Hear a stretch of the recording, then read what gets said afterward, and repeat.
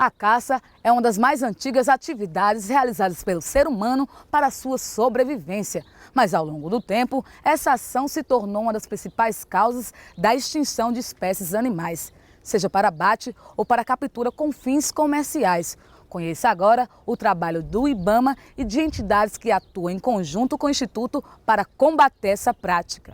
Esse homem, que não quer se identificar, mora em uma região de Caatinga e desde pequeno sai nas matas para caçar. Eu morava no interior de Pernambuco, né? E da vila onde eu morava para a roça, onde meu pai plantava, né? Ele era agricultor de sequeiro e era uma distância mais ou menos de cerca de 5 quilômetros. A gente andava todo dia, 4 vezes. A gente ia de manhã, né? Voltava meio dia. Nesse percurso que a gente ia, sempre encontrava alguma ave, né? Começou com aves pequenas, né? Tipo pombinha, essas coisas, coisa de criança, né? Que vai pra mim. E depois a gente já ia só, né? Já não ia mais com meu pai, já ia sozinho e tal. E a gente começou a tirar em caças maiores.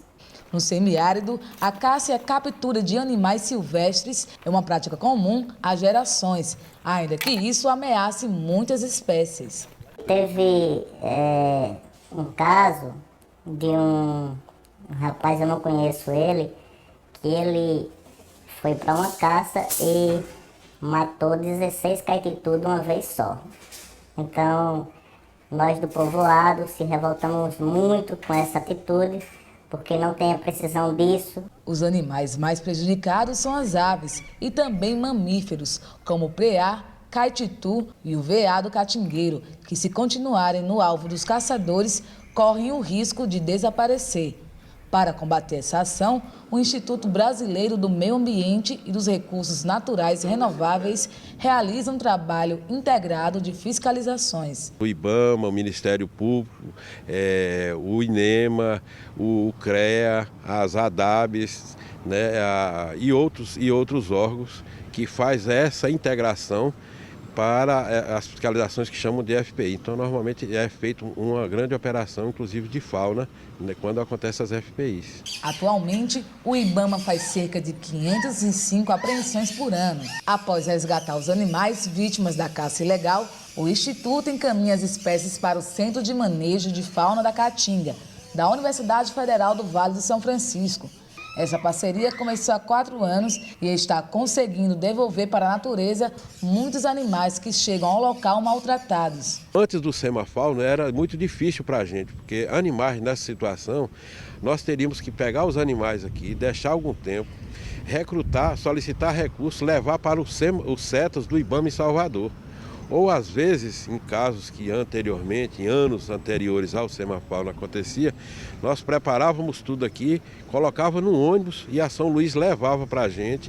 Lá o pessoal dos CETAS pegava esses animais, então era uma demora. Então aqui é uma ação mais rápida e os profissionais já chegam rapidinho e já dá aquela atenção adequada àqueles animais, a cada um deles que chega. Então é muito importante, porque há a gente não se preocupa com essa parte, aprendeu, cuidou, entregou e registrou, o restante é com o Semafauna. Ao chegarem, né, eles passam por uma triagem, a gente avalia o estado físico e de saúde do animal e daí então ele pode ser encaminhado a um tratamento, algum tipo de tratamento na área clínica ou ir para os recintos de quarentena, onde eles passarão algum tempo e a gente avalia o processo de reabilitação para depois fazer a destinação desses animais. Mas a caça não é realizada somente para subsistência ou consumo. Segundo o IBAMA, o tráfico de animais é o terceiro comércio ilegal mais lucrativo do mundo, com um movimento de aproximadamente 20 bilhões de dólares por ano. O papagaio é vendido às vezes por R$3 mil lá fora do país, até mais. Ou mesmo um pequeno gato, uma pequena onça, né, vale até R$25 mil. Então você tem todo um tráfico que é internacional e passa por aqui. A caça existe aqui todo dia. Tem menina aqui, ó, colocando as gaiolinhas na cerca, pegando passarinho, e isso também é um sistema de caça. E ele vai vender na feira. E isso daqui também é um comércio ilegal de fauna.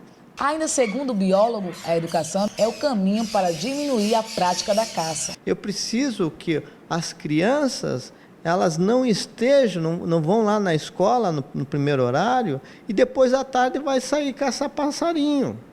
Ela precisa ter uma educação que seja na parte da manhã, uma educação na parte da tarde, para ela ter sensibilidade suficiente para ver o dano que ela causa tirando o passarinho da natureza, diminuindo esse passarinho da natureza. Então, eu não estou falando em educação ambiental, como todo mundo fala, isso é educação ambiental? Não, eu estou falando de educação clássica, eu estou falando de ensino fundamental. Nós temos que modificar as estruturas do ensino fundamental. Nós temos que passar por uma reformulação da política no ensino no país. Toda essa tradição eu fui adquirindo ao longo do tempo, mas chega uma determinada época que a gente vai aprendendo também, né, que não se deve fazer o ato da caça, né? Eu cacei por uma tradição de meus pais e tal, mas hoje eu não caço. Tem cerca de 20 anos que eu não atiro, eu não ando com cachorro no mato.